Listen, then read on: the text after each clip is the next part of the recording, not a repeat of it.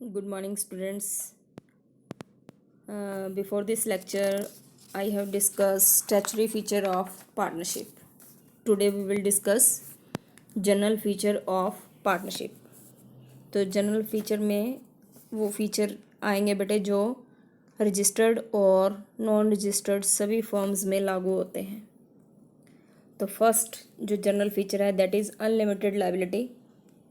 I have discussed earlier कि partnership में सभी पार्टनर्स की लायबिलिटी अनलिमिटेड होती है। जैसा कि मैंने सोल ट्रेड में बताया था कि non incorporated form of business organisation में सभी ऑनर्स की, सोल ट्रेड में सोल ट्रेडर की और पार्टनरशिप में सभी पार्टनर्स की जो रिस्पॉन्सिबिलिटी है वो अनलिमिटेड होती है। तो इन अदर वर्ड्स इंडिविजुअली और collectively they are responsible for business loss and business debts. In any case जब पार्टनरशिप में कंपनी जो फर्म की लाइबिलिटीज़ हैं, फर्म किसको बोलते हैं हम? कलेक्टिव फॉर्म में सभी पार्टनर्स को हम फर्म बोलते हैं।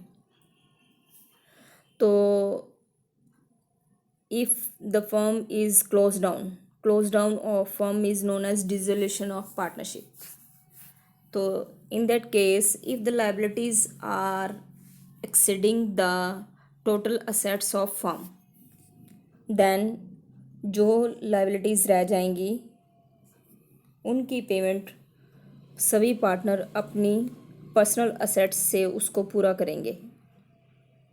यानी कि personal assets of every partner is responsible for any firm loss, any firm debt.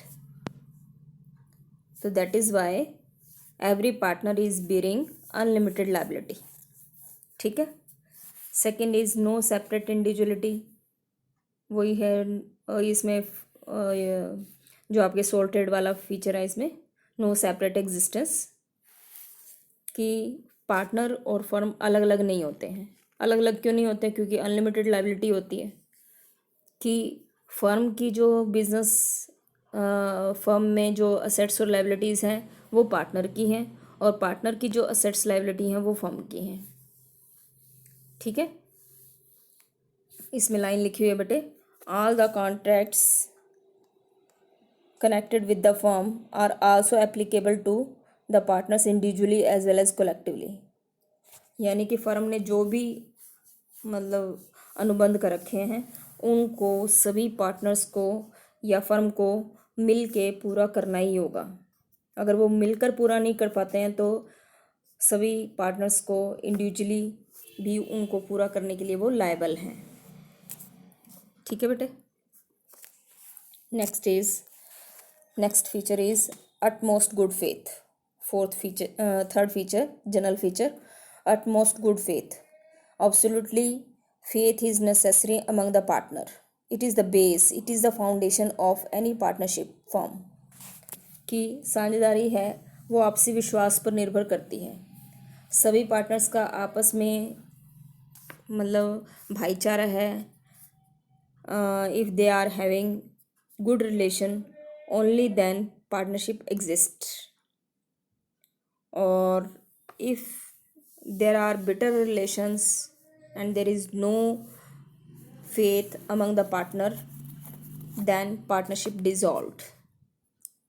तो सभी जो पार्टनर हैं अगर उनका आपस में मतलब कॉपरेशन है, कोऑर्डिनेशन है, only then partnership may exist।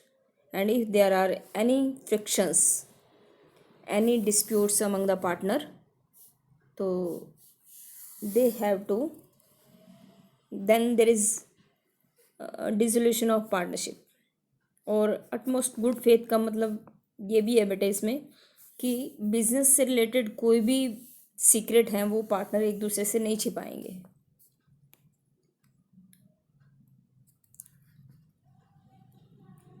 ये देखो बेटा सेकेंड लाइन से, good faith here simply means the all partner should give every type of information affecting to one or another of the firm। they must give all decision, all information to the partners। यानी कि कोई भी जो firm से related बात है, जो partner को इफेक्ट करने वाली बात है, जैसे मैंने प्रिंसिपल एजेंट रिलेशनशिप बताया था कि हर पार्टनर अपने कामों से दूसरों को इफेक्ट करता है और उसके कामों से अदर पार्टनर इफेक्टेड होते हैं। तो इसलिए कोई बात आपस में वो छिपाएंगे नहीं। They must disclose every necessary information to each other. ठीक है। Fourth feature is restriction on transfer of interest. Restriction on transfer of interest का मतलब कि कोई पार्टनर बिना अदर पार्टनर की रजामंदी के किसी दूसरे पार्टनर को इंक्लूड नहीं कर सकता है। मान लो कि 3 पार्टनर हैं, ए और बी और सी, और ए का जो लड़का है डी, ए उस डी को अपनी फर्म में लाना चाहता है बिकॉज वो अडल्ट हो गया, 18 साल से ज़्यादा उम्र का हो गया, वो भी उसको ए डी को एज ए पार्टनर इंक्लूड करना चाहता है, as a son, as a partner. उसका बेटा है और एज ए पार्टनर वो उसको इंक्लूड करना चाहता है। तो वो ऐसा नहीं कर सकता without the approval of all other partner. तो वो अदर पार्टनर, रिमेनिंग पार्टनर की कंसेंट के बगैर उनको अपनी फर्म में इंक्लूड नहीं कर सकता है। तो अगर एक भी पार्टनर इस बात के लिए डिसएग्री होगा, then D may not include as a partner in the firm. तो कोई भी पार्टनर, नया पार्टनर फर्म में आएगा तब भी रजामंदी की ज़रूरत है। कोई पार्टनर अगर फर्म को छोड़ना चाहता है उसके लिए भी उसको प्रॉपर इन्फॉर्मेशन देनी ज़रूरी है, और अदर पार्टनर की कंसेंट के बगैर कोई नया पार्टनर इसमें इंक्लूड नहीं हो सकता। तो these are the general feature. तो जनरल फीचर आ जाए, अगर पेपर में सिर्फ आपको फीचर लिखने आएंगे, स्टैचुरी फीचर और जनरल फीचर अलग से नहीं आते हैं बेटे। तो लर्न ऑल फीचर्स। एंड इसमें हम एक और टॉपिक इंक्लूड कर रहे हैं, दैट इज़ पार्टनरशिप और सोल ट्रेड में क्या डिफरेंस है। What is the difference between sole trade and partnership. तो जैसे उसमें मैंने आपको बताया था, सबसे पहले मेंबरशिप का ले सकते हैं। तो मेंबरशिप में सोल प्रोप्राइटर में सिर्फ owner of the sole trade is the member, और पार्टनरशिप में जो मेंबर हैं वो कितने हो सकते हैं, 2 to 50 हो सकते हैं। Agreement, a clear agreement is necessary in the partnership but no agreement is required in the sole trade act। Partnership में इंडियन पार्टनरशिप एक्ट 1932 एप्लीकेबल है। अगर रजिस्टर्ड कराएं तो इसकी धाराओं के अकॉर्डिंग, इसकी प्रोविज़न के अकॉर्डिंग पार्टनरशिप फॉर्म चलाई जाती है, चाहे वो रजिस्टर्ड है या नहीं है। लेकिन here no act applies. Sole trade में कोई एक्ट अप्लाई नहीं होता। रजिस्ट्रेशन बताओ बेटे। रजिस्ट्रेशन पार्टनरशिप में कंपलसरी नहीं है, नेसेसरी नहीं है, करा सकते हैं, but there is no question of registration in the sole trade. तो पार्टनरशिप में सभी पार्टनर्स में एग्रीड रेशो के अकॉर्डिंग प्रॉफिट लॉस डिस्ट्रीब्यूट होते हैं, और सोल ट्रेड में ओनर को, सिंगल ओनर को मिलते हैं सारे प्रॉफिट लॉसेस। मैनेजमेंट, इसका मैनेजमेंट कंट्रोल सभी पार्टनर मिलके करेंगे, और any one partner on the behalf of other can manage the firm. ये बात नोट करें बेटे। जो पार्टनरशिप है उसमें सभी पार्टनर भी मिलके फर्म को चला सकते हैं, और कोई एक भी अदर पार्टनर के बिहाफ पे चला सकता है। लेकिन मेंबर्स इसमें कम से कम 2 होने ज़रूरी हैं और मैक्सिमम 50। लेकिन सोल प्रोप्राइटरशिप में all management is look after by single honour.